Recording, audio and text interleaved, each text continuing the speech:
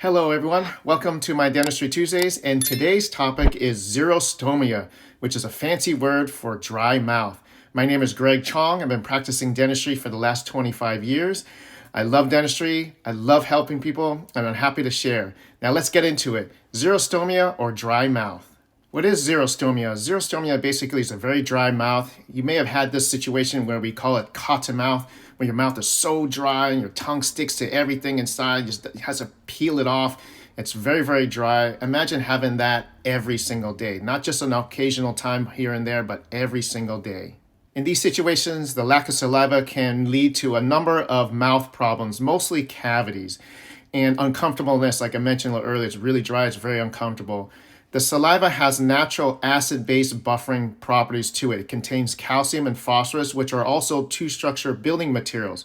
So if you can't repair the surface of the tooth, you cannot fight the acid in your mouth that you ingest or the bacteria produce. You're going to get these weird cavities in multiple locations in unusual areas, and it's tough to fix. So this is why it's a huge concern and an issue.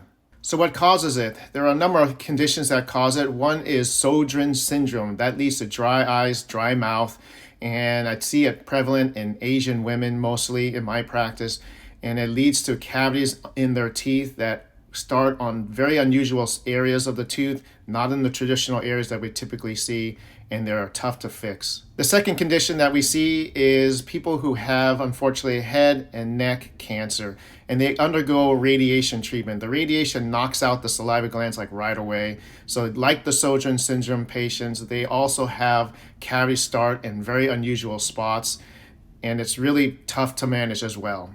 A third way typically is from medication. I don't know if you see all these medications on TV or on the radio. They list down a bunch of side effects, and one of them is dry mouth. And medications, if you're taking a lot, can lead to dry mouth and these similar situations like I mentioned earlier. Dehydration is a lesser degree of dry mouth that can lead to it. Typically, people drink a lot of coffee, maybe sodas with caffeine, and that can dry us out. Unfortunately, alcohol, maybe in red wine and other alcoholic beverages like beer, can lead to dehydration. So try to drink plain water to stay hydrated. It also mitigates bad breath that comes out and odors that come out from dry mouth situations. So what can we do about this dry mouth or xerostomia condition? Unfortunately, one of the things is there is no cure. Unfortunately, we don't have a way to replace saliva. We don't have an artificial saliva that we can put in your mouth and last all day long. There's one thing out there called Biotene. It's a mouth rinse that's supposed to help, but again, it's not long lasting. It just doesn't seem to replace our saliva throughout the day.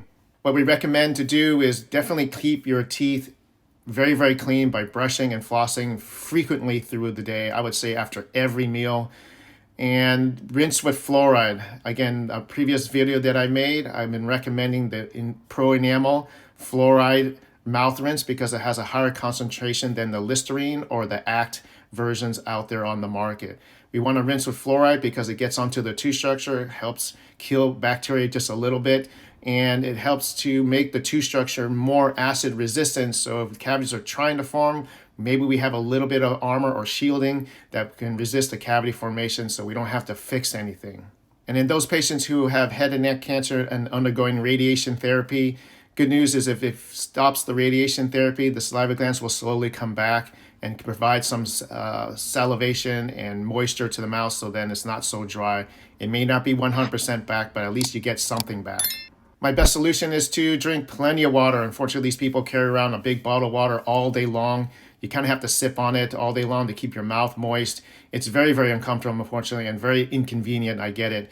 But that's one of the only ways to do it. Please don't drink lemon water. I've seen someone tear apart their mouth, destroyed everything in their mouth, and acid just melted everything. So please, no lemon water. I know there's some potential health benefits, but please, that will just melt all your teeth. Again, you don't have a lot of saliva to neutralize that acid, and if you want to have a flavor, it's going to ruin it. Please, no sparkling water either. That's also acidic.